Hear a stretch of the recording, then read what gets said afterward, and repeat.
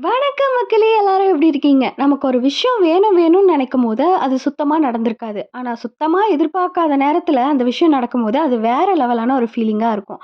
அப்படிதான் பொன்னியின் செல்வன் திரைப்படம் ரிலீஸ் ஆனதுலருந்து எனக்கு தஞ்சாவூர் பெரிய கோயில் போகணுன்றது ரொம்ப பெரிய ஆசையா இருந்துச்சு.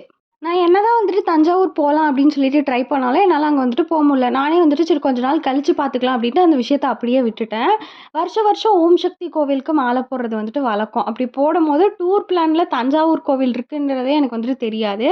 போறதுக்கு கொஞ்ச நேரத்துக்கு முன்னாடி தான் சொல்றாங்க, தஞ்சாவூர் கோவிலுக்கு தான் அடுத்து போறோன்ட்டு. எனக்கு செம்ம எக்ஸைட்டட் ஆயிடுச்சு அது கேட்ட உடனே. இன்னைக்கு இருக்கிற டெக்னாலஜி எல்லாம் யூஸ் பண்ணி இப்படி ஒரு கோவில் கட்ட முடியுமான்னு தெரியல. எப்படிதான் அன்னைக்கு எந்தவித டெக்னாலஜியும் இல்லாம இப்படி ஒரு கோயில் கட்டுனாங்கன்றது எனக்கு தெரியல. நல்லா வேடிக்கை பார்த்துட்டு சாமிகிட்ட ஒரு நல்ல ஸ்ட்ராங்கான ப்ரேயர வந்துட்டு போட்டுட்டு, ஆ தஞ்சாவூருக்கு வந்ததுக்கு அடையாளமா வந்துட்டு ஒரு தலையாட்டி பொம்மையும் வாங்கிட்டு கிளம்பிட்டோம். இந்த வீடியோ பிடிச்சிருந்தா லைக் பண்ணுங்க. இது போன்ற வீடியோக்கள பார்க்க மறக்காம நம்ம சேனல சப்ஸ்கிரைப் பண்ணிக்கோங்க.